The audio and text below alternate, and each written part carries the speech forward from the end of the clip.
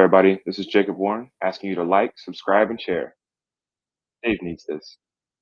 The Dave Hooker Show, represented by Banks & Jones, Tennessee's trial attorneys. Play to win, banksjones.com.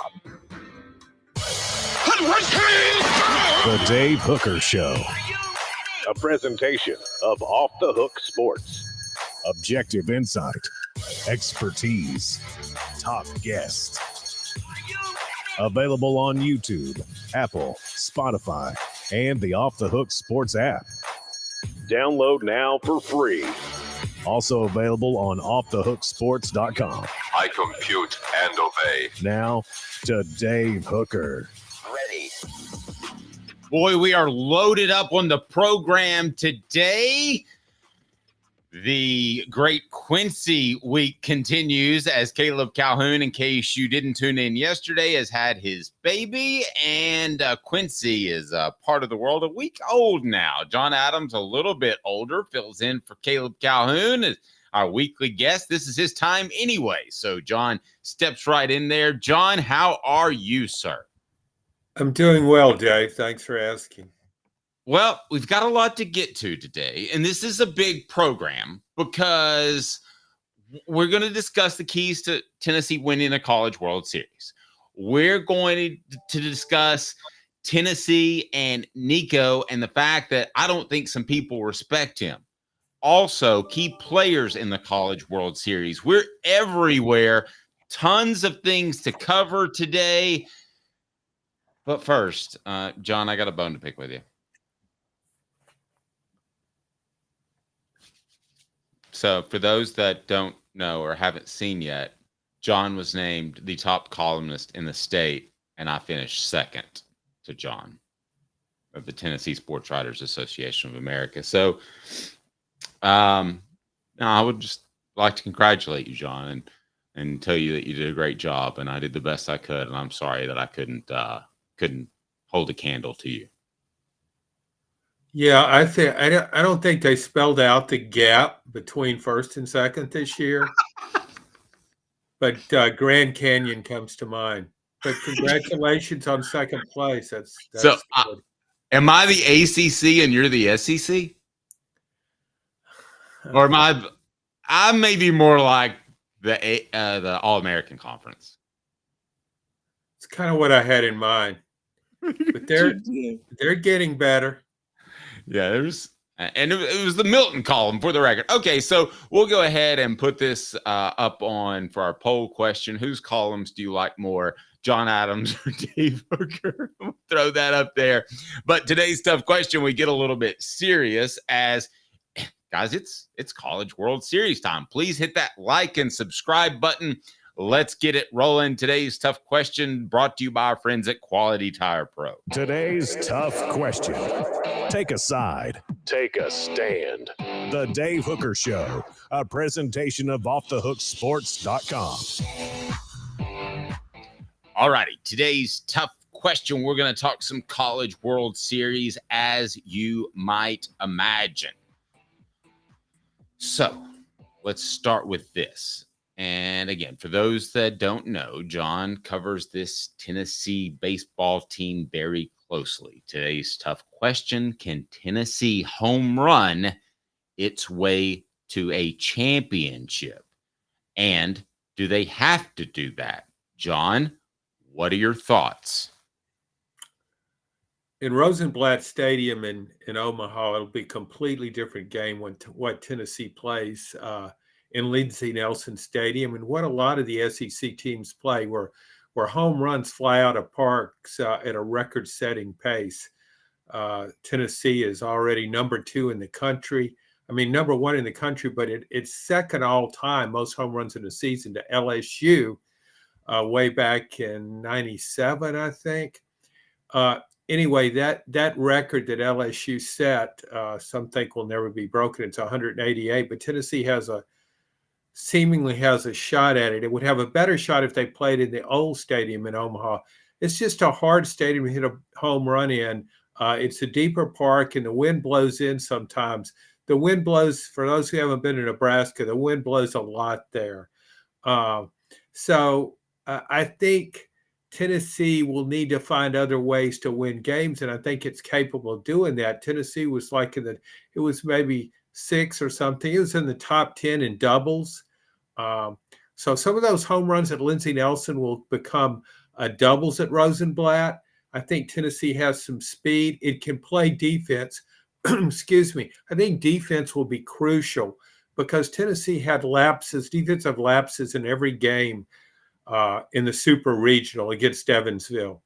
Still able to win 2 out of 3, but it needs to clean that up, and it needs to continue to do what it usually does, is make really highlight plays on defense. It's got some really good defensive players, but it can't afford any lapses against Omaha. So I think you have to win a little differently there.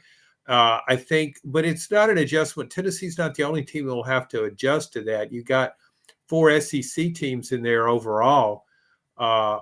Most of them are pretty good with a home run. Kentucky style of play might serve it well in the College World Series.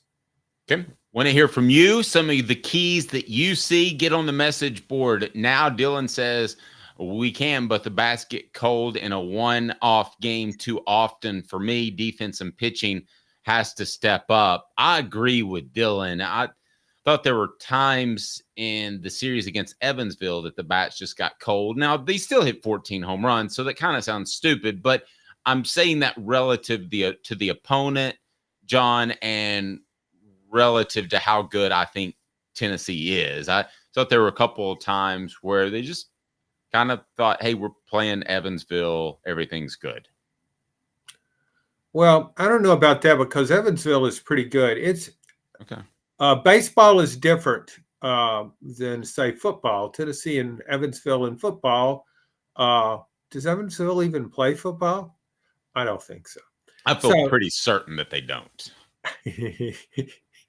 They've never been in Neyland Stadium, and if they played football, Tennessee would find a way to schedule them because they like infirm opponents for some of those non-conference games. What? No, I do. No, I just think it's important. I mean, Tennessee will hit some home runs, but I don't think it'll hit as many. I think it will need to get better pitching overall. And it's had a great year in pitching. I think when you watch them with a critical eye, and you think, "Oh no, Drew Beam only lasted four innings." That's kind of the way college baseball is right now. There's no Paul Skeens around, who pitched for LSU last season, is already in the starting rotation for the Pittsburgh Pirates as a rookie. Everybody's going to their bullpen a lot. It seems to be almost copying the Major League Baseball style, where if a starter pitches over 4 innings, we got to have a mass freak out. I think it would shock some people who just have a casual interest in baseball as to how many pitchers are on college baseball teams. Now, how about how many pitchers they play in the majors? I mean, I have a friend who's a big Braves fan, and I've sat down and watched a couple of games the whole way through for the first time in a while. Good Lord, both teams together, they play 10 pitchers a game, and I wonder if college is going to end up like that as well. That seems to be the route everybody's taking, and there's an advantage to that, and that a hitter doesn't get a good look at a pitcher.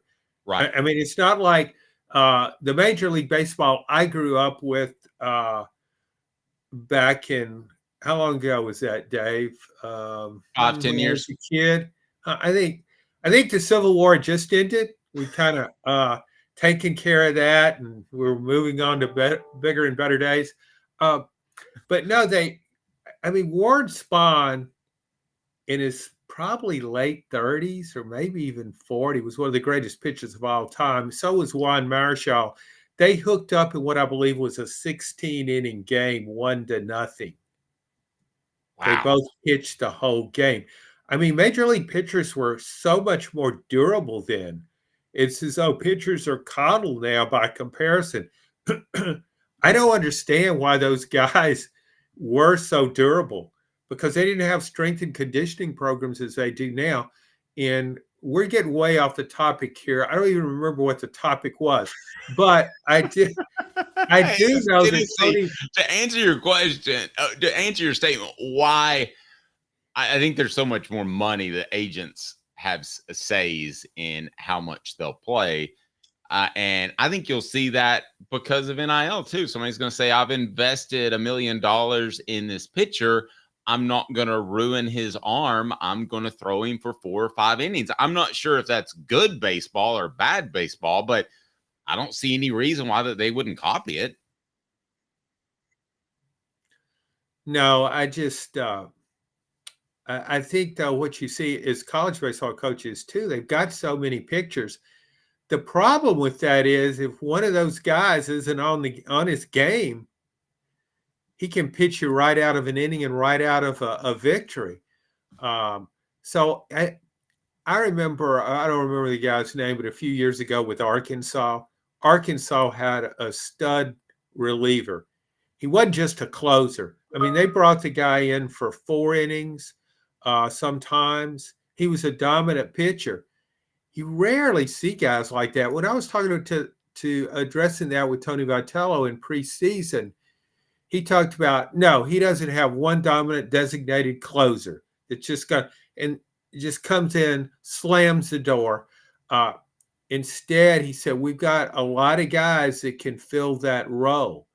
So to me, it's kind of a coaching challenge. It's how you move these pieces around on the board and when you pitch whom. And they are relying a lot on analytics with this. So it's kind of tricky, but I think you're going to see a lot of guys pitching in the College World Series. And for Tennessee's sake, they need to all be on their game. Today's tough question brought to you by Quality Tire Pro. The Eberle family has been serving Chattanooga's community since 1957. All major brands of tires, full service, automotive, brakes, alignments, oil changes, and more. All work covered by a nationwide warranty. They're on Cherokee Boulevard or online at qualitytirepros.com. Tell Bo, Off the Hook Sports and Dave Hooker said hello. qualitytirepros.com, qualitytirepros.com. I want to get to some key players for Tennessee, but I'm willing to admit that John is way more learned covering baseball than I am. So we were discussing this yesterday, but I want to share it with you, the listener, for those that might be a casual college baseball fan like me. And that is, how important is it to stay out of the losers bracket? It's going to be a 7:00 game, Florida State. Not sure what you know about them, but just to stay out of the losers bracket, especially game 1, how important is that? It's important in any tournament. One thing about the World Series, if you get in the winner's bracket, there's enough space between games that it kind of accentuates that advantage. So you've got you can win with fewer pitchers. And that's a huge advantage.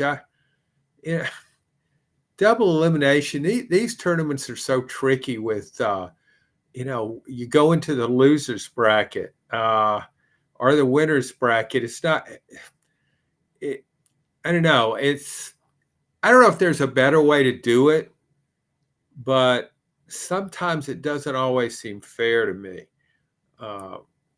Putting it to, you lose one game, okay, you're like descending to the abyss, and now you got to climb out of that, and there's so much pressure on.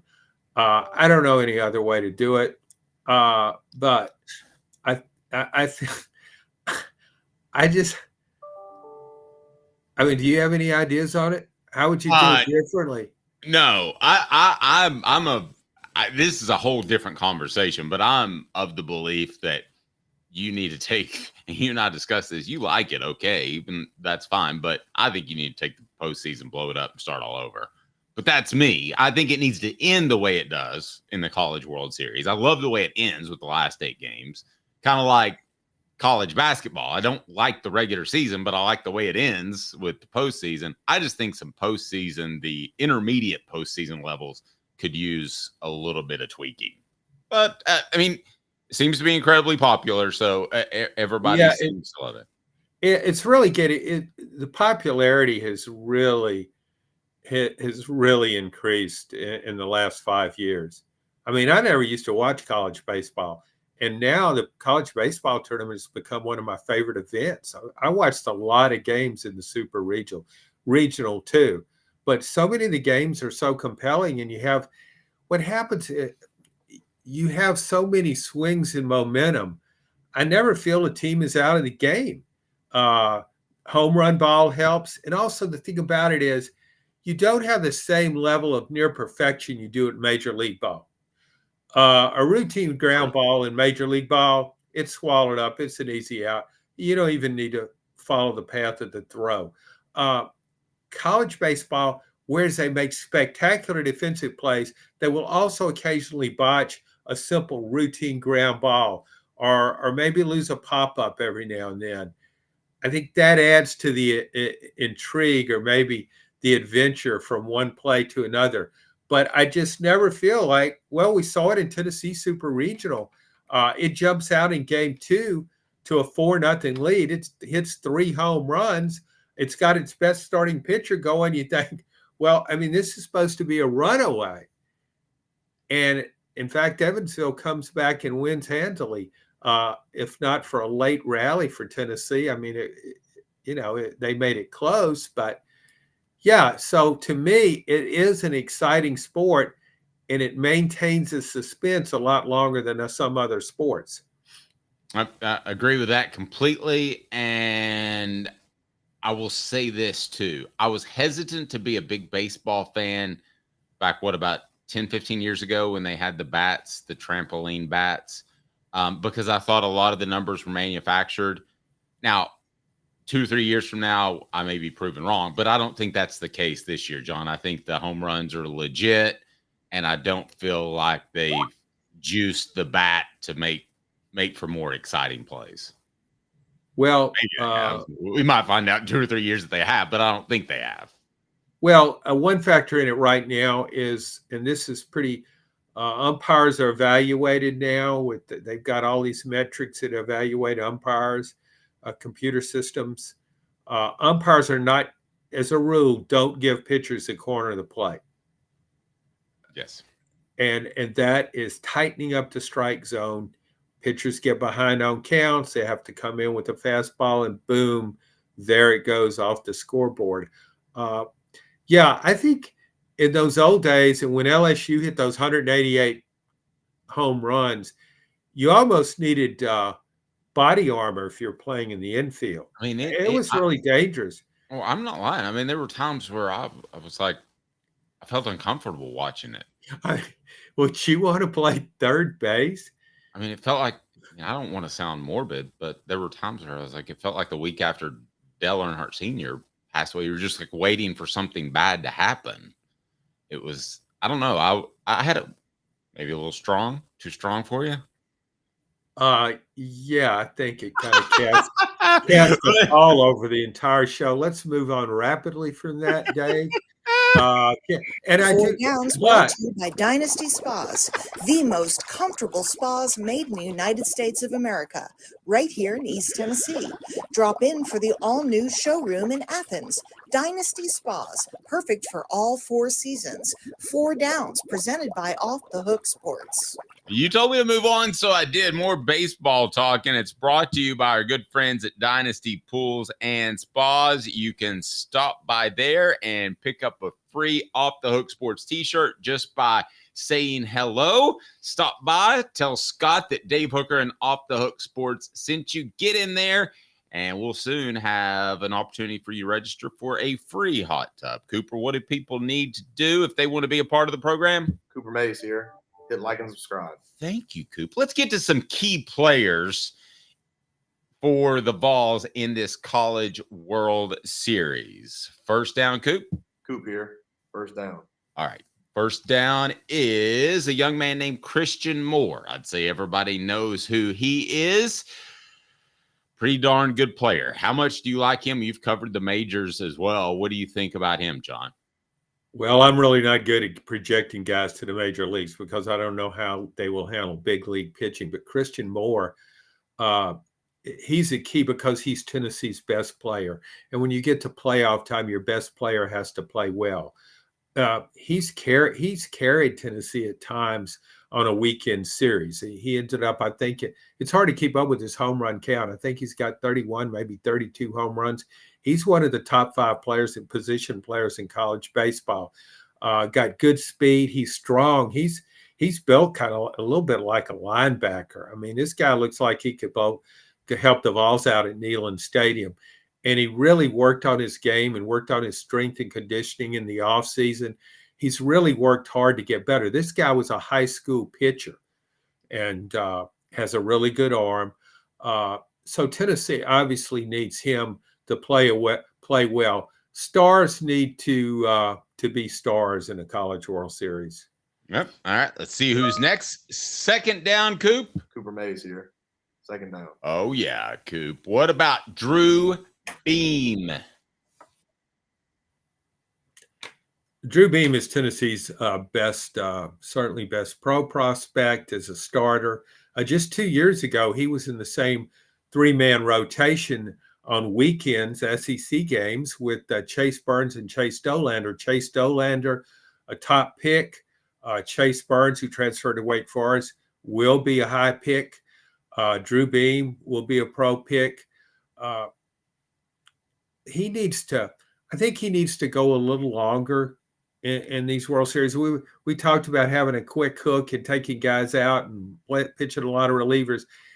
It really helped things along in Tennessee, particularly because he's game 2 guy. I mean, if you lose the first game and you drop into the second game and loser's bracket, it's lose and go home. Drew Beam has been a second game guy all season, and I think he's very good in that role. For the most part, he's very calm. He handles the pressure well, takes care of business. So I think he's well suited for that role. But he needs to be really sharp. I think needs to be his best. I would like to see, from a Tennessee perspective, I'd like to see him go 6 innings at least. That would really aid Tennessee's pitching cause, particularly if it falls into the loser's bracket. On the other hand, if it wins its first game, the pressure's really on its opponents, because now Tennessee comes back in game 2 with its best starter. So a big game from him could go a long way toward enhancing Tennessee's chances of winning the whole thing. 4 Downs brought to you by Dynasty Pools and Spas, another key player and an X factor. Give me 60 seconds. Dynasty Pools and Spas. Just stop by and tell Scott I said hello, and you can pick up a free Off the Hook Sports t-shirt at the showroom in Athens. They deliver everything. It's fantastic. You'll be well taken care of. You'll love it. DynastyPoolsandSpas.com. DynastyPoolsandSpas.com, John. The best thing about Dynasty Pools and Spas is that they've got it all taken care of. What does that mean? Well, you stop by their showroom and check out their fantastic selection of top-notch spas in that showroom in Athens. Make your pick and get ready, because Dynasty Pools and Spas delivers within 125 miles of that location in Athens, that fantastic showroom. They've got the cover lift, steps, chemicals, and everything you need. Delivery at no extra charge. They're just down the road in Athens. You pick the spa you want, and it'll be there for you. Oftentimes discounted with military and first responders discounts. Also blemish models, or just mention Off the Hook Sports. That's Off the Hook Sports for $500 off. There's a discount for you on spas made right here in East Tennessee. Support local. Dynasty Pools and Spas also has the best chemicals for you and your spa and your pool. No fillers, just the chemicals made right here in East Tennessee. Support local. Dynasty Pools and Spas, $500 off if you mention Off the Hook Sports. $500 off if you mention Off the Hook Sports. Dynasty Pools and Spas, DynastyPoolsandSpas.com. Tennessee center Cooper Mays here. Third down. All right, the key players for the Vols in the College World Series. Game 1, Florida State. Kavaris Tears. He's one of my favorite players to watch, Dave. He's been in a bit of a slump. Just call it a mini slump. That's the nature of baseball. You don't go even keel. You don't hit 300 every game. You have highs and lows. He he was visibly very frustrated after getting out, even though the game was in hand in his last at bat Sunday. Maybe it was because it was his last at bat at Lindsey Nelson Stadium, and he wanted to go out with a hit. But I look for him to break out of that. He hits with power and average, and he's a great right fielder. He wears number 21, which my favorite player of all time was Roberto Clemente, and probably had the greatest arm of all time in baseball. He certainly ranks up there and is in the conversation. Very strong and very accurate. Tavares Tiers does the same thing. I always want to call him Tavares. It's Tavares Tiers, tricky name, but he is very accurate. He's very quick getting rid of the ball, and then he's got that powerful arm. I think it was a Missouri series where it picked a guy off first base. I assume all these teams will be very well scouted. You are really taking a risk if you try to take an extra base on him. He's just got a big-time arm and a complete player. Dave, in preseason, I wrote, I guess it was mainly into basketball, but the season starts way back in February. I wrote a couple of preseason columns on baseball. One was on Christian Moore and one was on Tavares Tiers. You know how that often works, because I was basically saying what the potential both had for a really big year. Both had worked a lot on their game. Both seemingly had improved. They'd increased their strength, speed too. A lot of times you write those kind of stories and then the player goes out and just doesn't deliver at all. And you're thinking, why did you do that? But both had really good years, and both proved that the work they put in the off season is paying off for them. So that was kind of nice to see that. I just think both really good players, and I look for Tavares Tiers to have a good College World Series. Absolutely. All right. What down, Coop? All SEC center Cooper Mays here. 4th down. All right. Lastly, is there an X factor guy? There's an X factor in this first game, 7:00 versus Florida State. Any sort of X factor matchup as you see it? And by the way, I'll have an update on our poll question here momentarily. John, I'm leading. And whose columns do you like better? Speaks to the intellect of your followers. Oh, wow. Wow. Well, let's fire back at John on the message board. This is your chance to fire back at John. All right. I've had a lot of people firing back at me, Dave. I think, there are a lot, I guess you could say there are a lot of X factors, but I kind of already mentioned it.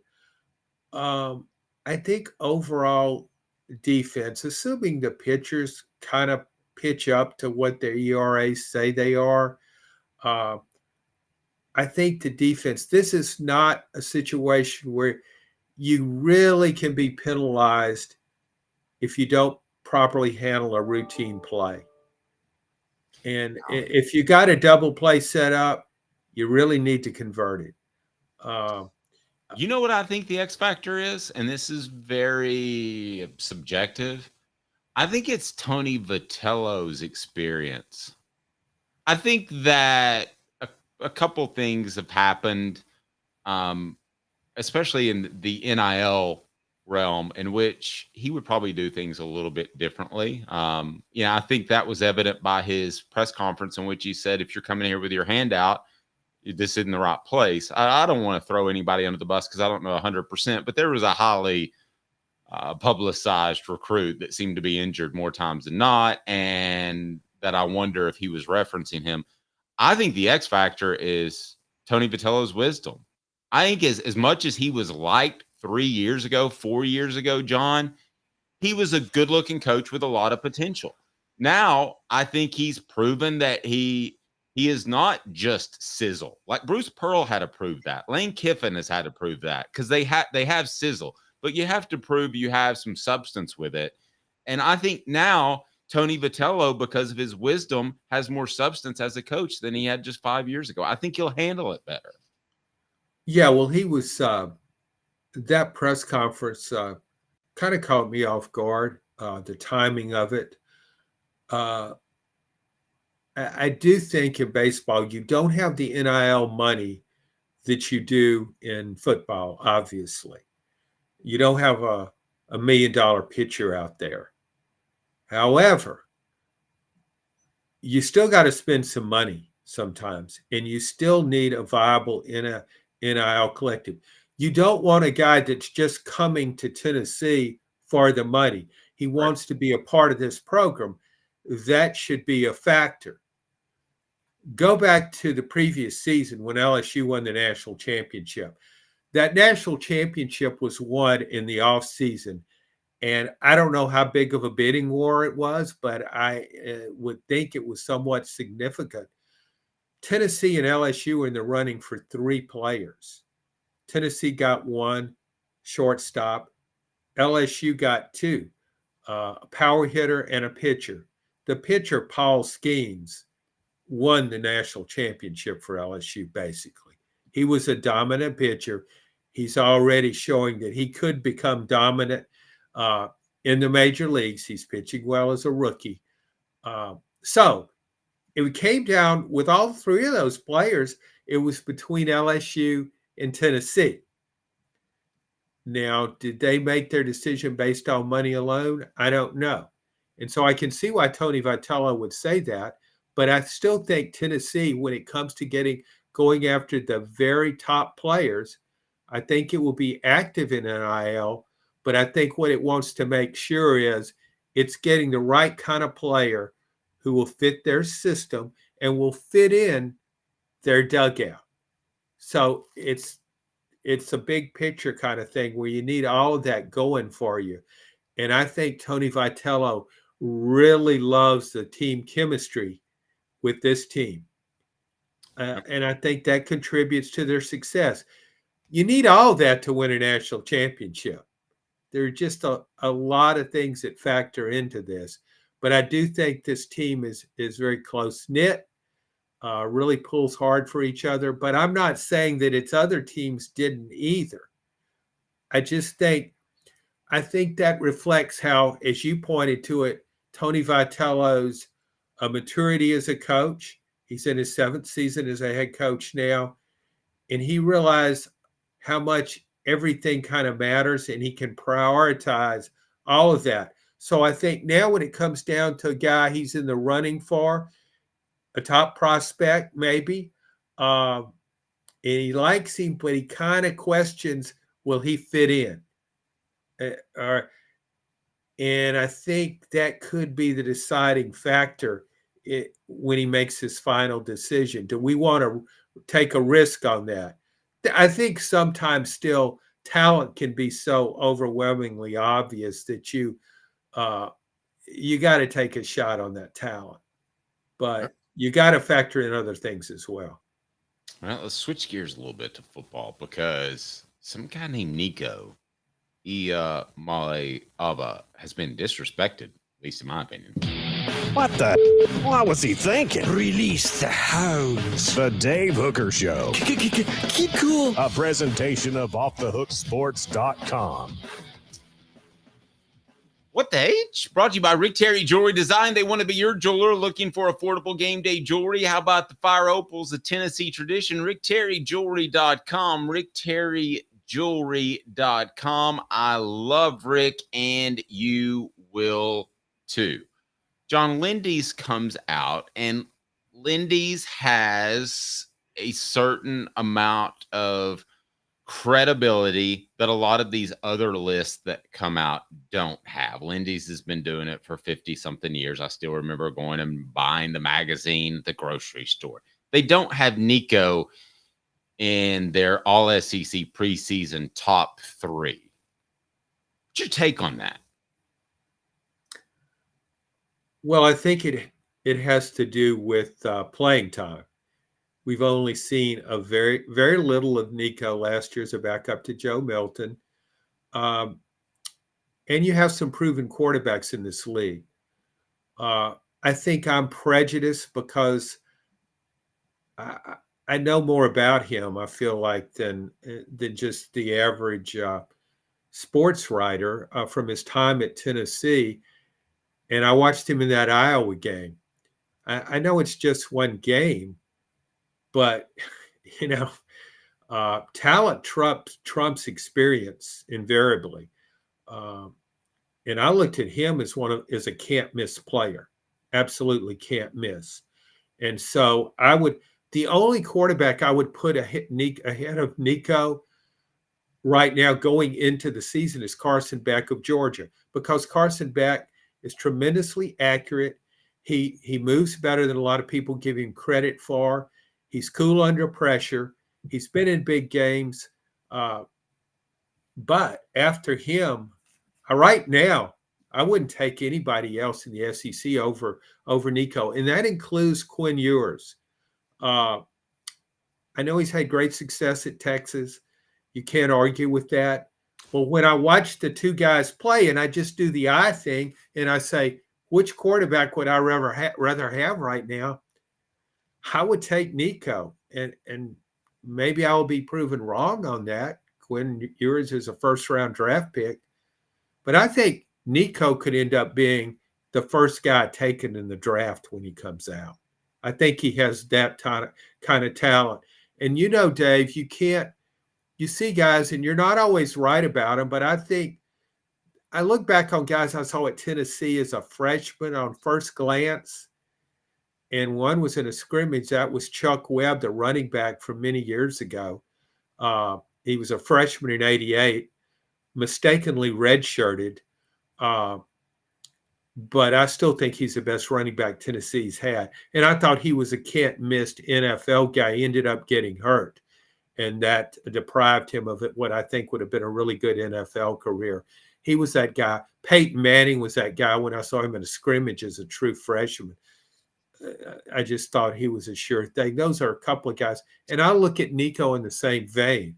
I just think, you go back, Johnny Manziel. I guarantee you Johnny Manziel didn't make any preseason magazine's first 3 all-SEC teams when he became a starter at Texas A&M. And then he goes out and completes, I think, his first 17 passes against Florida. And everybody is stunned at how good this guy is. So, John, we didn't even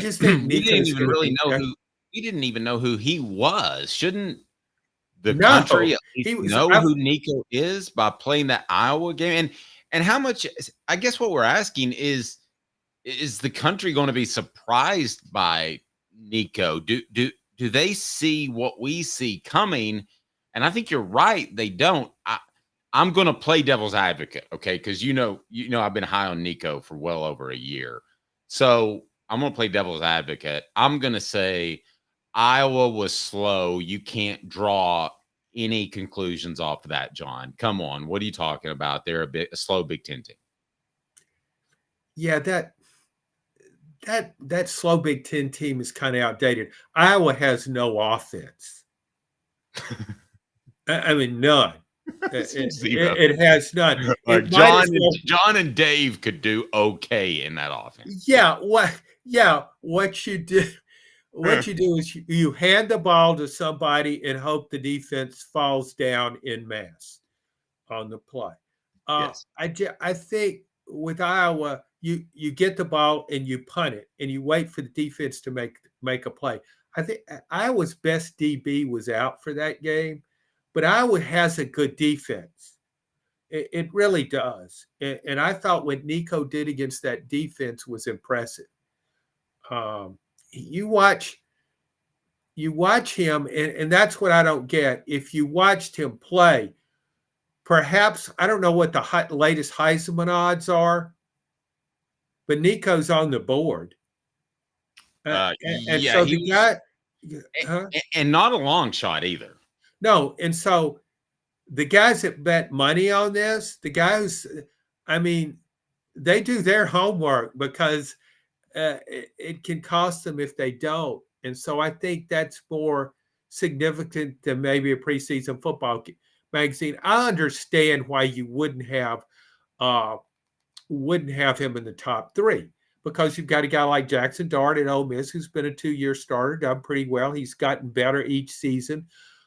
Quinn Ewers, a preseason All-American candidate, certainly, and Carson Beck, of course, maybe the Heisman frontrunner. But you go back and look at other guys. Tim Tebow. Remember when Tim Tebow played as a freshman, he was kind of an overnight sensation in that third and short, fourth and short, come in, goal line situation. Urban Meyer used him as a situational guy, and he was like, oh my gosh, it takes three people to tackle him. And watch out for that jump pass too. Yeah. Go ahead. Well, I'm just saying, but there were questions about, well, can he really be a full-time college starter? And then in his first season as a full-time college starter, his second year with Florida, he wins the Heisman Trophy. Yeah, that was pretty good. I'm gonna share those odds with you, those Vegas odds, because you're right, John. The guys that bet on it are going to pay a little bit more closer attention than the guys that don't. John's appearance is always brought to you by our great friends at Neubert Collision Center. Fifth year, the second and third generations continue Joe Neubert's commitment. His vision of what this business needed to be, we still try to live up to that. Joe Neubert Collision Center. So, John, our poll question, if people want to take part, I'm sure you're not surprised that it's very pro Nico. Do you believe Nico will be elite, very good, good enough, worrisome, elite, 56%, very good, 44%? I want to go back to something you said. You said that you think there's a good chance that Nico is the first overall pick, or a good chance. Okay. You restate that, because I tend to agree with that. And I haven't said that before because I kind of thought people would think I was insane, because I'm as high on Nico as anybody because of people who I talk to within the program. Well, I think he could be the number one pick. It's impossible to project that. But when I first saw Peyton Manning, I thought, he hadn't even started a game. I thought he could be the number one pick because he seemed so advanced for how much football he played. The thing about Nico, when I look at really talented guys and you talk about elite guys at any level, there's something different about him. And look at Nico when he runs. You saw it against Iowa. I mean, he just seemed to have an extra sense of where to cut and when to cut. He was kind of weaving his way through the defense near the goal line. He ran for 3 touchdowns, not long runs, just kind of a little thing, but it was exceptional. It was just like the game was kind of in slow motion for him. And I think it's that way with great players. The other thing that struck me about him, it wasn't just his sense of timing of where and when to make that move, was his size and quickness. He's 6'6", and he moves as though he's 5'10". He looks as though he could be a punt returner. Now, of course, he wouldn't be a punt returner because you don't want a 6'6" target out there for headhunters racing down the field. But you know what I mean. He has that ability to make a quick step or two, and he's just elusive. I think this guy is going to be really hard to tackle in the open field. So these are things that I saw in Nico, little things. And certainly his arm, he's got a quick release. He made a cross the field throw that was really significant, I thought, in that game. He's accurate. But all those things combined, he's just a different kind of quarterback, a different kind of players. And I compare him to other SEC quarterbacks that are good and that are Heisman candidates. And I think, well, they can't do that. They can't make that move. I agree. Who were the other two that Lindy's had ahead of? They had Carson. Well, Carson Beck understand. Sure. His accuracy NFL loves that kind of accuracy. He puts the ball in a tight window. So he's way above average. But the other two, Quinn Ewers, I haven't watched him play as much as I have Carson Beck. I've seen most of his games. Quinn Ewers, though, sometimes a play or two just sticks with you and helps form an opinion. He's got a Brett Favre quality to him. Yeah, he does, but he also, I go back to the biggest game of his career in that playoff. And when Texas is knocking on the game-winning door, and you got those last two plays, Texas had great receivers. You get one-on-one, and you gotta throw it up there where your guy can get it. It's all about timing and exquisite accuracy. I didn't think he made two good throws there. I thought Carson Beck might have won the game there. You know, in all this, we're sitting here talking about a quarterback. We haven't even said the A word. Arm. I mean, we haven't even talked about the fact that he can throw from different angles, that he has a mega strong arm, or at least strong enough. I'm not going to say it's Joe Milton strong, but I think we all know that is not the key to life. Okay, so Nico has a strong enough arm, has a more accurate arm. I think he's going to be an incredible player. Let me take a look at the message board. I don't want to leave you guys out. Travis says, I truly don't understand the non-coverage. It's mind-boggling. I'm a little bit of that as well, but I'm also fine with it because, trust me, I'm a Cowboys fan, and they get pubbed all the time, and they disappoint me. So I think you're better off trying to fly under the radar. I just don't think Tennessee's going to be flying under the radar after September. I think that's over. So Carson Beck's a plus 750 if you want to look at the odds to let me see the odds to win the Heisman Trophy, just for the record. Carson Beck's 750. Quinn Ewers is a plus 750. So you bet 100, you win plus 750. You win $750. Dylan Gabriel, Oregon, plus 1,000. Will Howard, Ohio State, plus 1,300. Then Nico, plus 1,500. So that's a top 5 realistic candidate. That's what the guys in Vegas think. And the guys in Vegas are going to be more right, than the guys at Lindy's. Love the magazine. The pictures are shiny. Well, no, but you can understand why they do that. I mean, he's only started one game. And maybe if he this plays, is your opportunity to do something and make a statement. If you're that magazine, do a little research. I don't want to turn this into bashing another media entity. Okay, here's the thing. I got a guy, Jade Daniels, that just won the Heisman Trophy. Spectacular player at LSU. I watched him not in high school. I watched him in his previous college stop at Arizona State. And I did not see the player that Jaden Daniels became. I saw the player who in the open field was scary to try and tackle. But I didn't see the accuracy. So I didn't look at Jaden Daniels and think, oh my goodness, this guy's going to win a Heisman one day. Or this guy could be the number one pick. He evolved into that. And so there are a lot of guys like that. And I watch a lot of college football. There's some other guys out there that have a lot of potential that impress me. And you're right. We haven't talked that much about Nico's arm. And that may be the best. That may be the best. He may be a better thrower than he is a runner. Yeah, I think you don't want to try and convert him into Tim Tebow. You don't want to give him the ball on 4th and 1 every time. But I tell you what, even though he's not built for that kind of vicious contact at the line of scrimmage, he has the instincts to pick up that 4th and 1. So I just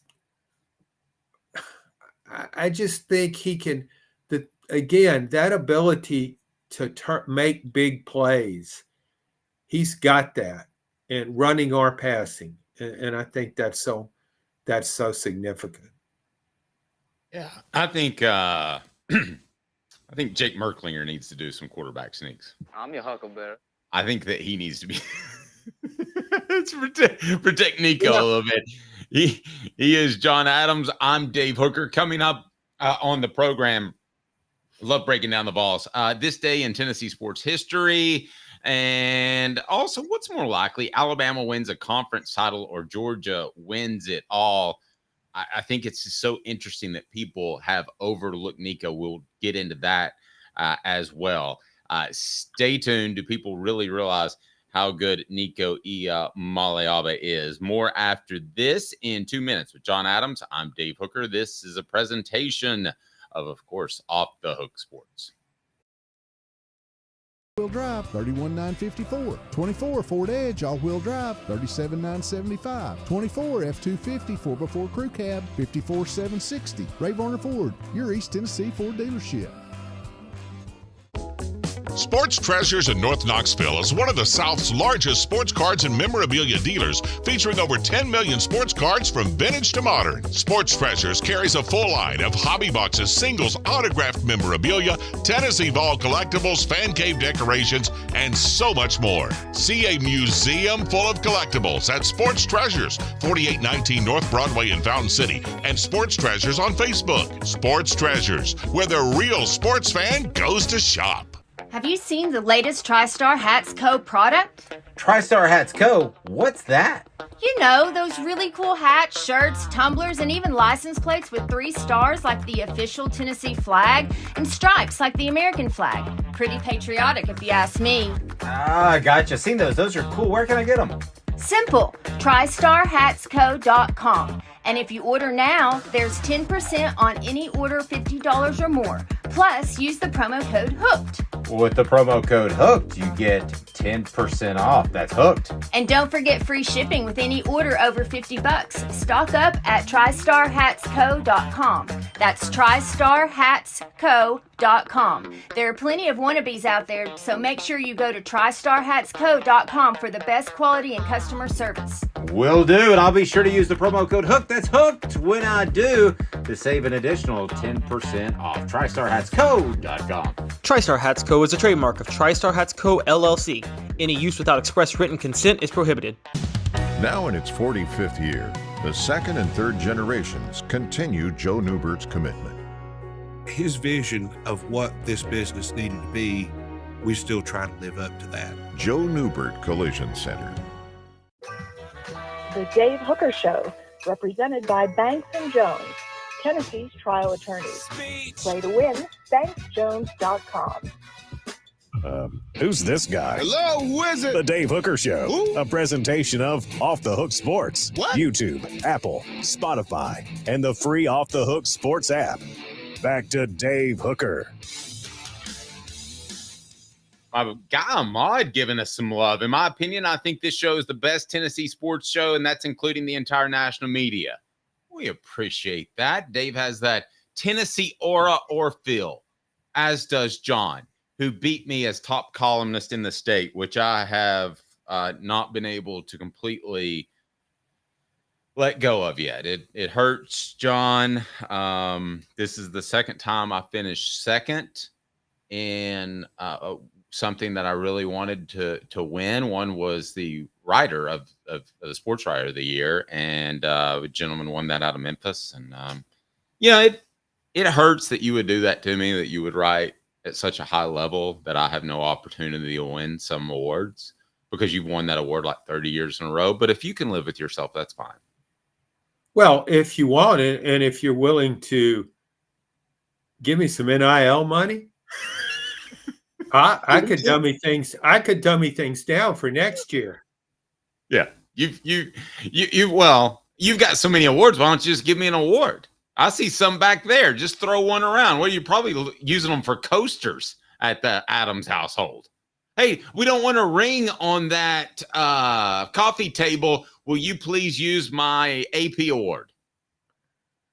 Yeah, I've got one more spot where that black can go, and then I'm out of room. All right. We were talking a little bit of Nico earlier. How long can he surprise the nation, or with the UTC, does this come out of the box? How do you see this season playing out for him? Oh, I think he'll come out of the box right away. I think when anybody watches the guy play, like I said, he's just different. He gets your attention. Anybody who watches football is going to say, he's the kind of guy you watch and you say, man, I want to watch this guy play again. He's a crowd draw, I just think, because he's an unusual player. And so even though the opening opponent, that's certainly not a crowd draw, Chattanooga, but I think it will give Nico an opportunity to show what he can do. And I think people want to come back for more. So I think what we're going to have is going into the second game of the season. We're going to have a matchup that right now people might not think of as a big game. But I think when we get ready that week of the game, it will be a big game. And I don't know whom NC State plays in its opener. I assume it will be someone that it can beat by showing up. But you're going to have NC State, who's helped itself offensively with transfers, most notably Grayson McCall, passed for over 10,000 yards at Coastal Carolina. No, that doesn't equate to an SEC defense. But he's a really good player. He can run, he can pass, dual threat guy with a lot of experience. And I think a number of people have watched him play. So he's a good quarterback. So then you bring Nico into the mix on a neutral field. I think that's going to be a highly recognized game that people will be talking about and will want to watch, because I think there's a curiosity about Grayson McCall. He's been in college, seems like for 18 years, and now he did it in the Sun Belt. Can he do it against an SEC defense? So I think there's curiosity there. And then I think after you get an opening act of Nico, people will want to see more. I think that will be a really highly watched football game. I think it's big for another reason. I think that Josh Heupel's excited about showing off this new cap that he's got. And I think that the UTC game is going to be just that. It's going to be roughly 15, 20 minutes of real-time football. Okay, so then it's over. So you don't really get to show him off there. NC State is going to get some more pub because it's a neutral site. It's they're going to have a lot of fans. They're going to travel. And I think that's where he explodes under the scene. So I think people kind of have this hesitant, oh, he's kind of exciting. He might be good against Chattanooga. And then it comes out of the box on the following weekend. Let me ask you this question, John. Would you in any shape, form, or fashion try to hide or disguise some of the things that Nico does, or even conceal some things moving forward so you don't show the entire playbook? Want to point out the new shirt that I got here, pretty sharp, huh? It's brought to you by our friends at Apex Apparel. Man, this is awesome. The embroidery is fantastic. It's a Cutter and Buck shirt. That's a one-stop shop for all of your brand supply products, not just clothes, design, brand, product. I mean, it's all there for you. Call Tyler, 865-919-3001. Tyler, 865-919-3001. Mention Off the Hook Sports and get 15% off your first order. 15% off your first order. That is Apex Apparel Group Design. Tyler, right down below, 865-919-3001. And this is what they produce. Do you try to hide what Nico does at all? I mean, there have been situations. I remember the most famous would be Florida back in the 90s, John, where it seems like they always played Southwest Indiana State University the second. And they had an opportunity to really conceal some things and didn't show a lot before the Tennessee game.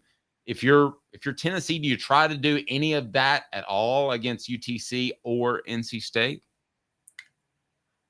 No, you don't show perhaps everything against Chattanooga, but in terms of a player, there's no way to hide a 6'6" quarterback who people think, although he's only started one college game, is a Heisman candidate. There's no way to hide what he can do. And keep in mind, I mean, we're talking about maybe Nico has been slighted or people don't realize how good he is. But the odds makers realize how good he is. And you go back even further when he was a high school recruit. I mean, this guy, everybody, any football program worth its salt knew who Nico was. So I don't think there's any way that you surprise people with what he does. Now, scheme-wise, you always do things like that. You might not, show everything. I think Nico is going to play more in that Chattanooga game than you might expect. I think I just, for a couple of reasons, I think Josh Heupel wants to give him reps. I mean, he's only got one college start going into the season. He wants to create more cohesiveness with his passing game, with the starting receivers, the quarterback. So even if this game gets out of hand, I still see Nico playing in the third quarter. I also think Josh Heupel likes points and yards. He really does. He wants to see Tennessee. I think it bothers Josh Heupel if Tennessee in the top 10 nationally in scoring and total offense. I remember a game, what year was that? Maybe 22. You think he cares about numbers? Yeah. Is that good or bad? Can be either one, depending on how you go about it. I think Steve Spurrier, one of the greatest coaches of all time, cared about numbers. It doesn't mean it's a detriment. It doesn't mean he's out to run up the score on people. He's not thinking about an opponent. He's thinking about his team. He's got a reputation of offense, and I think he wants to remind you, I have a reputation for offense for a reason. And you go back to that 2022 season, Tennessee averaged 42, 43 points a game, led the nation in scoring, averaged 31 last year. That number has got to bother Josh Heupel. He doesn't want to score 31 points a game. He wants to score 41 points a game. Well, there are obviously times where statistics can lie, but I'm with you. You'd rather have a quarterback that's at 225 quarterback ranking than 80. Okay, I think we can both agree with that. And I mean, but there are times statistics can lie. I thought that Tennessee's statistics were maybe just a little bit inflated in the 2022 season because I think Josh Heupel was having fun, quite frankly. But I want to ask you with Hendon Hooker's numbers. Hendon Hooker was number one in the SEC in rating with 175 over KJ Jefferson. And Bryce Young was third that year at 163. As far as the top end for Nico this season, could you see him being the top rated quarterback in the nation, or is efficiency asking a little bit too much in year number one? John, I want to get your take on that. Brought to you by the Hemp House, the premier hemp dispensary online with a wide variety, great selection, strict standards to ensure you only receive the best in CBD or Delta products. Use the promo code HOOKED. That's HOOKED for 10% off. Hemp House Chat with 2Ts.com. Hemp House Chat with 2Ts.com. John, your thoughts on that? I don't know if efficiency rating doesn't always tell you who the best quarterback is. Well, Bryce Young is better than KJ Jefferson. Yes, he is. I don't think that will spark a great debate among your followers. No, KJ's better. No, I don't. Do you know where KJ is now? At a Golden Corral would be my guess. Too much? Too strong? Sorry about that. He's John Adams. He's at UCF. Oh, is he? Yeah. Oh. He's back for his ninth season. He's at UGB. Yeah, he's trying to get bigger. Yeah. University of Grand Buffet. He's trying to get 2 minutes with John Adams. I'm Dave Hooker, off Thug Sports. 5th year, the second and third generations continue Joe Neubert's commitment. his vision of what this business needed to be, we still try to live up to that. If we wouldn't put our family in it, we're not going to put their family in it. If you're going to say that you're doing the best work in Knoxville, now saying it's one thing, producing it and providing it's another. The largest family-owned collision center in Knoxville is Joe Neubert Collision Center. Hi, I'm Rick Terry, and we at Rick Terry Jewelry Designs pride ourselves in the highest quality craftsmanship from a family-owned business here in Knoxville for over 35 years. At Rick Terry Jewelry Designs, we also take pride in being an affordable option for all your game day accessories, especially those fire opals. At Rick Terry Jewelry Designs, we want to be your jeweler every day and especially on game day. Go Vols! Hi, Mike Davis here with City Heating and Air, reminding you to always dare to compare. Our team provides quality local heating and air service, installation, and maintenance across East Tennessee. We use only the best equipment like American Standard heating and air conditioning for your residential, new construction, or commercial needs.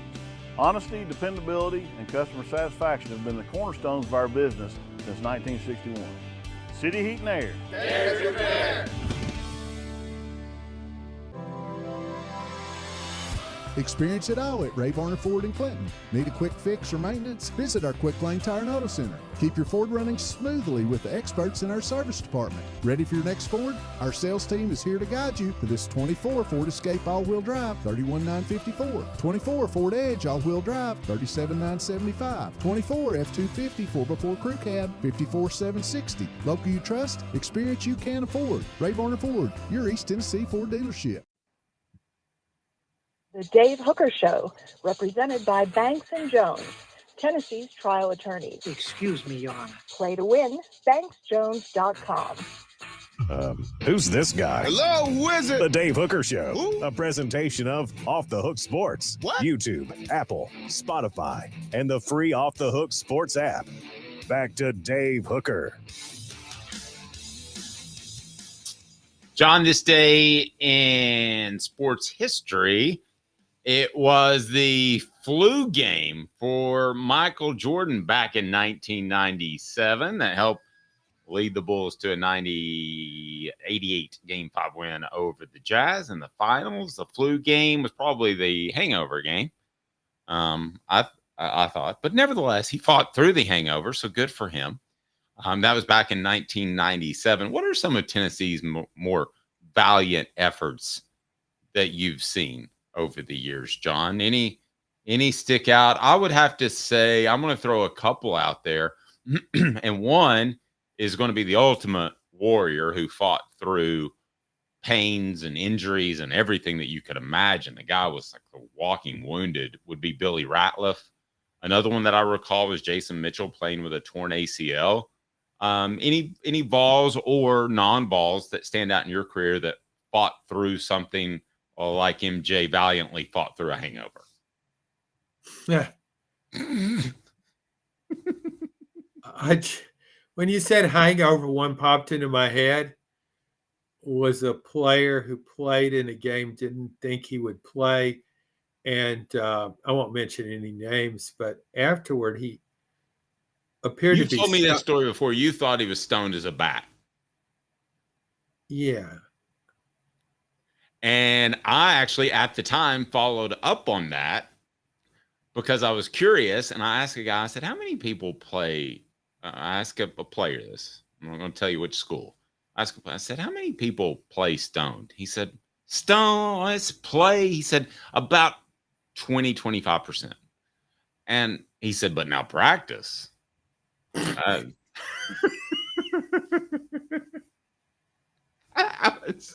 That was a little bit more. If they need help, though, I tell you who can help them if anybody gets in trouble for weed, which I think is legal now.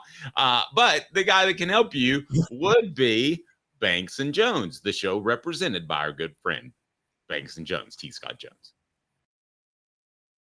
Well, it's because they're Tennessee's trial attorney. You can play to win with Banks & Jones because they'll go to trial. You've heard of other lawyers. They say they'll go to trial and fight for you. They won't. They just want to settle. That's the easiest way out. Well, that's not Banks & Jones, led by T. Scott Jones. they won't settle. They'll go to trial for you. Tennessee's trial attorney. They play to win. Truly, Tennessee's trial attorney when it comes to criminal defense or personal injury. Why settle? It's Banks & Jones. T. Scott Jones. BanksandJones.com. John and I talk a lot, but I really don't know his thoughts on Alabama and Georgia. So I want to get into that right now. First, I'll remind you that you can win this Tony Vitello autographed College World Series baseball. I'm holding it up right there. And all you have to do is join Hooker's Corner. You can be a John. We would love to have you on board, as we will put the link, excuse me, right there in the message board here momentarily. But we would love for you to be a part of that. If you want to be in Hooker's Corner, fantastic. That would be great. And it's a great chance for us to interact with you more often. Very affordable, just $9.98 a month. And also we'll have some increased recruiting coverage as we continue to grow, and we're excited about that. So go ahead and sign up.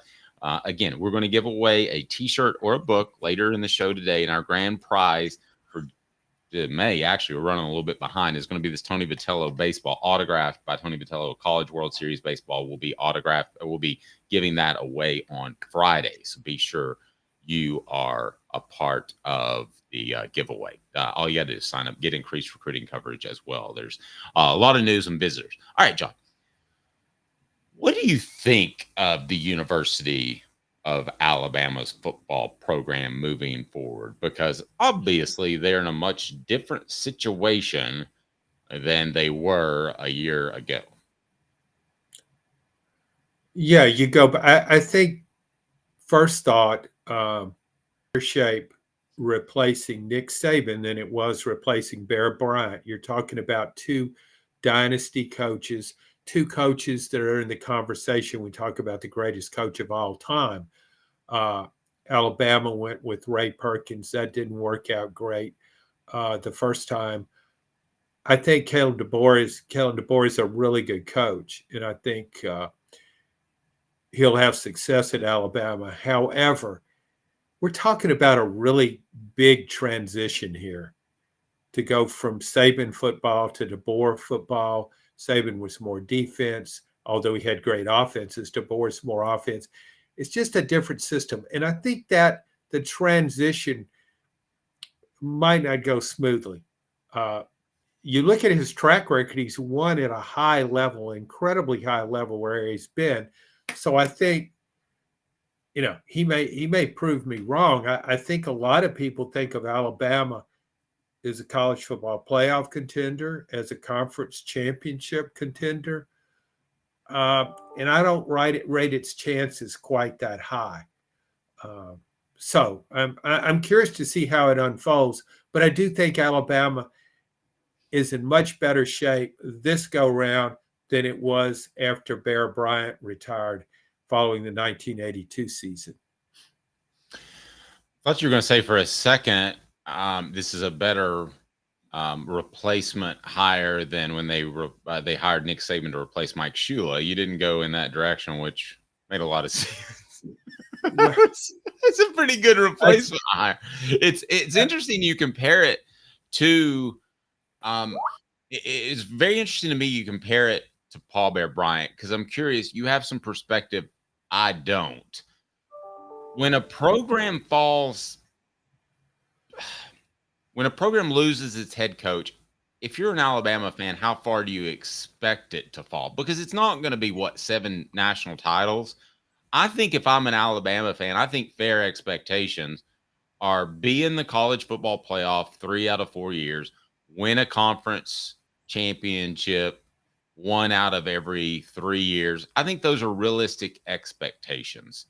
Now, you've got Georgia out there, but Alabama's not going to want to take a back seat to Georgia. Ultimately, I think that's where this whole thing melts down, John, is DeBoer's going to have success, but it's not going to be enough to make Alabama fans happy.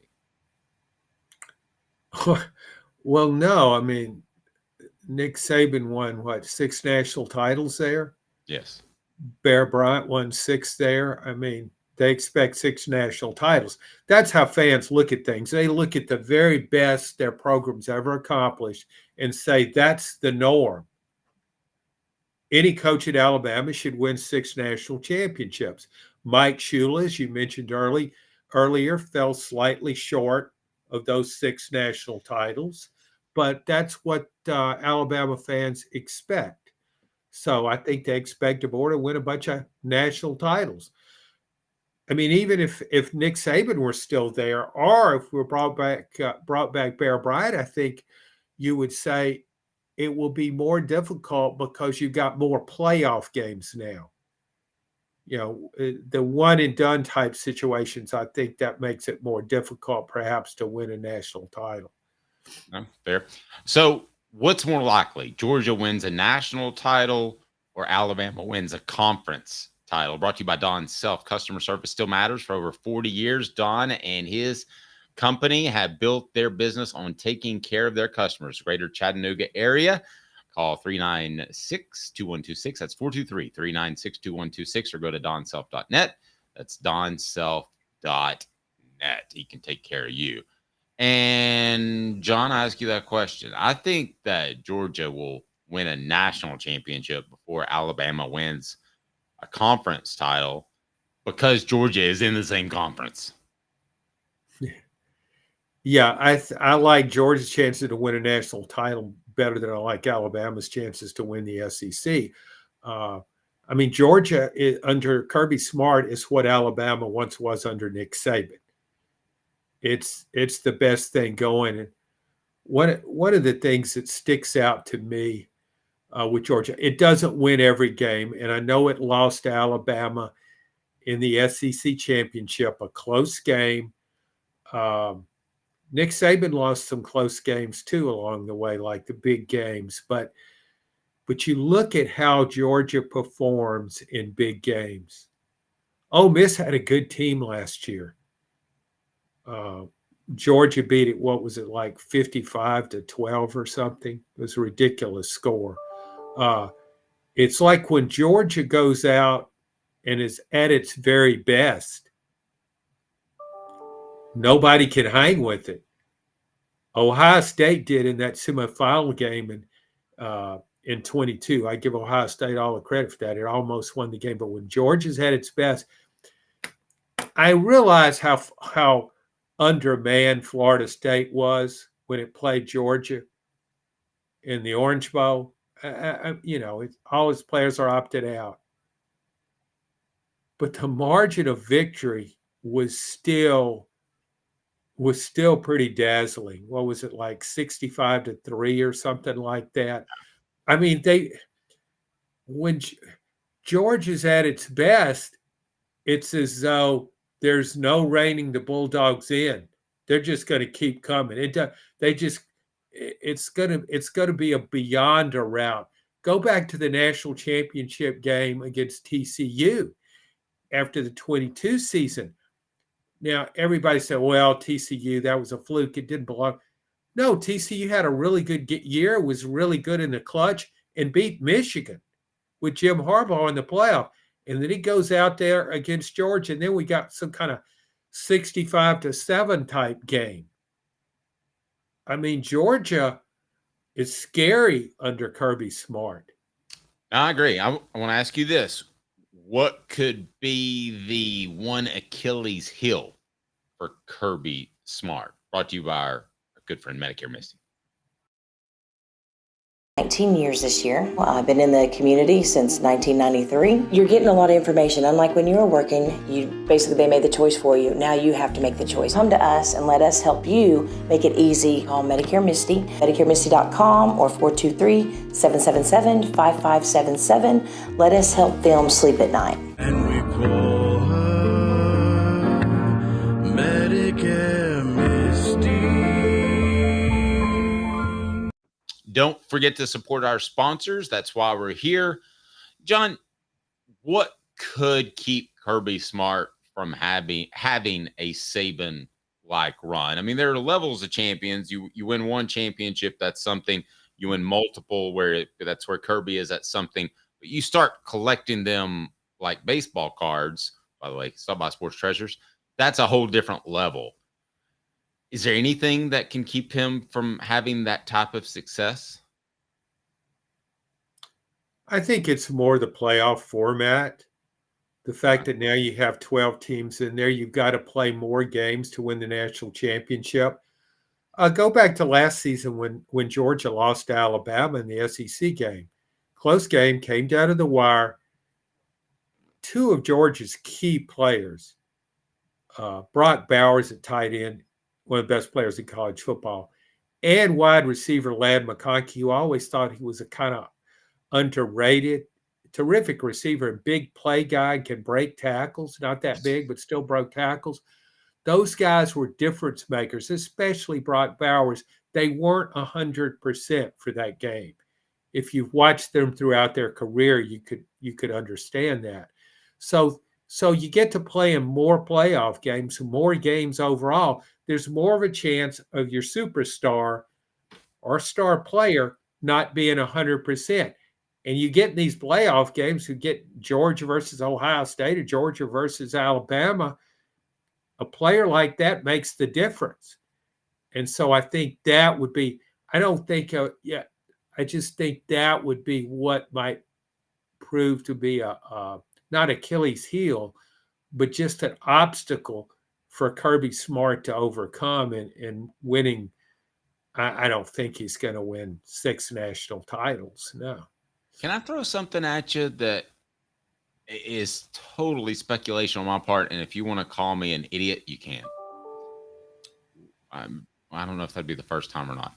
But I get the feeling that Kirby Smart's a burnout coach.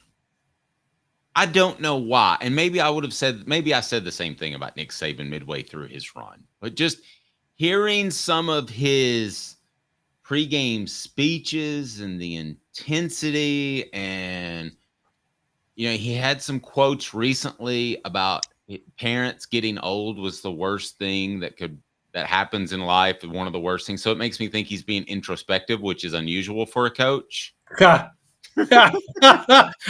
So highly unusual. Go ahead. Kind of like a Dick Vermeil thing. I could see that happening with Kirby Smart. Now, I'm not talking about like tomorrow or next week, but I'm talking in 2 or 3 years that he kind of has a Spurrier moment where he's like, I just won 10 games at Georgia. I made the college football playoff, and you all don't think that's good enough. I'm out. Yeah, that's an interesting take. And he's the kind of guy I could see maybe like Nick Saban, where he would just Nick Saban, much longer career. Maybe Kirby, I don't think Kirby will go that long, but he might just say, have a moment and say, I'm done. There's just so much for a college football coach to handle now. NIL is certainly a factor. Transfers, you can't build the depth that Nick Saban could in his best days at Alabama or that Kirby can do at Georgia. I think those are factors. As far as the burnout go, I think Kirby really thrives on competition. I think that's his personality. He is so competitive and he gets so excited. And I think that's good for him. I don't think of it as, oh, he's done, he's burnt out. I think that's his nature. And so he's excitable, he's fired up. And I don't see that happening with him. I think it will be more like, what more can I do? I'm kind of getting tired of losing players to the portal. I'm kind of getting tired of all this NIL money. I don't like the way the game's going. I think that might be more of a factor than him burning out, because he is excitable, but I think he thrives on that. And I remember Nick Saban on the sidelines, how upset he would get and how angry would he get. I think he actually thrives on that. I think he makes in all fairness, you're right. I mean, Nick Saban seemed like a fiery guy that could be a burnout coach. It just seems like at some point he got like over the hump where the dynasty was just kind of the dynasty and it was not running itself. He was obviously working very hard, but it just, and I don't know if maybe Kirby Smart gets to that point where it becomes a little bit easier. He has the right coaches in place, but nowadays with the success he has and the fact that college coaches are going to want to go to the NFL, I think it's going to be tough to keep a staff together. That's another reason why I don't think he'll have the success that Nick Saban's had. In particular, his name escapes me, but their strength and conditioning coach, who Kirby finally pulled away from Alabama after years. I thought that was a very significant loss and part of the reason that Georgia surpassed Alabama. So it's just a different world, John. So I don't know that the consistency is going to be there long enough for him to win 7 championships total or 6 at Alabama like Saban did. But I wouldn't bet against him winning another one. That's for sure. If you had to put the over under, if I put the over under at 2.5 championships, would you take the over or under? Oh, I'd take the over. Oh, wow. Would you? That surprises me. You're saying 2.5 more championships? 2.5 more national titles. Oh, okay. Yeah, probably. No, I think he can win 2 more. That's where I am. So I mean, that would be, who else has done that other than Brian and Nick Saban? And again, I think it's because it's not that he's a lesser coach. I think he's a great coach. I just think it's going to be harder when you go through this playoff format. Well, truth of that. All right. So he is John Adams. I'm Dave Hooker. I want to remind everybody, and it's on the message board, sign up for our Hooker's Corner. You can do that. We would love to have you a part of the program. What do you think of Georgia this upcoming year? John, we discussed Alabama a little bit. What are your thoughts on Georgia this year? I mean, obviously they're the favorite to win a national title again. Yeah. I look at Georgia. I don't even think about the regular season. I look about it if it's in the playoffs. And the SEC game last year between Alabama was a playoff. I think those playoff games often come down to a great player making a great play. And I wonder if Georgia has enough of those kind of players. Does it have somebody that can do that? It may very well, but I think that's what it'll come down to. No team is, because of NIL and transfer portal, will have the quality of depth it once did, but I think Georgia will have as much as anybody. I like Carson Beck at quarterback. To me, the key could be Etienne, the running back. I get him confused. Is Trevor Etienne? Yes, Trevor. Yeah, Trevor, and Travis is his brother. Trevor, he's a tremendous player, a big play kind of guy. Georgia has some other good running backs who've had injury issues. It's got a good offensive line. I think Georgia will run the ball better this year than it did in the past. It doesn't have those roadblocks in the middle of the defensive front that some of its teams have had, but it's got really good players, and certainly in the secondary. So overall, I mean, I think this team is well equipped to win a national title. So it just might come down to keeping Carson Beck healthy, and injuries to other key players. You can't replace Brock Bowers, and that maybe is the only question I have about Carson Beck. Brock Bowers was at tight end. He wasn't really a tight end. He was one of those guys that really didn't have position. He just went out there and made plays. It didn't matter where you line him up. He doesn't have that security. Well, tight situation, 3rd and 8. I'm throwing the ball to Brock Bowers, and he'll get it. Even if he's covered, he'll get it. Carson Beck doesn't have that this year, and I'll be interested to see how he adjusts to that.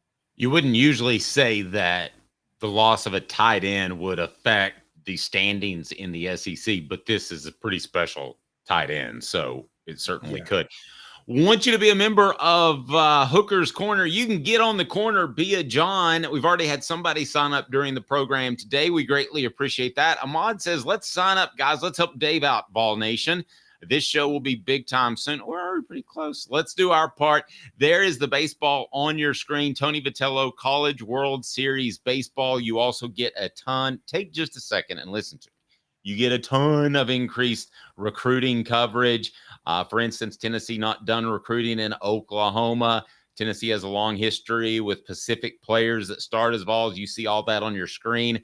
That is all extra content for just $9.98 a month. Plus, the awesome part about it is you're able to win great prizes like an Off the Hook Sports t-shirt or to celebrate 98 book. And we will actually give one of those away right now. So let me share the correct screen if I can possibly do that.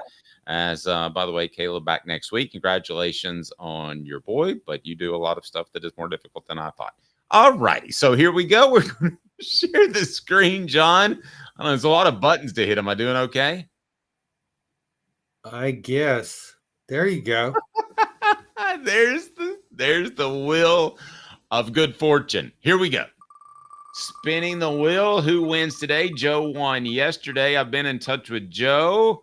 Smoky Mountain Red or Smoky Mountain Red is our winner. Congratulations, Smoky Mountain Red. I'll be in touch with you. Remember, you need to sign up. We greatly appreciate it, and you can win great prizes. We're giving them away daily this week because we were out last week, but moving forward, it will be every Friday, and we'll be joined by a special ball every Friday that will. And also, I will learn how to press the correct buttons. John, do I have the correct buttons pressed? I do not, because I cannot see you. Now I have. There I am. Yeah. Dave, since you're hawking merchandise, how much would you give me for that Jeremy Pruitt autographed football? I would actually like to drive by your house and get that football right now. Well, let's talk how much.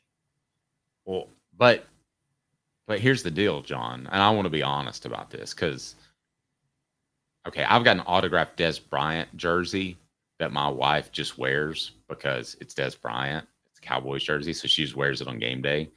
I'm going to throw your football with my son. I'm not going to savor it like an autographed football because it's Jeremy Pruitt. And I need a good football. Good footballs are like $69, $70, $79. I mean, I've needed a good football. This isn't a good football. Oh. It can't be because it's got Jeremy Pruitt's name on it. How can it be a good football? John just fumbled that football. He is John Adams. I'm Dave Hooker.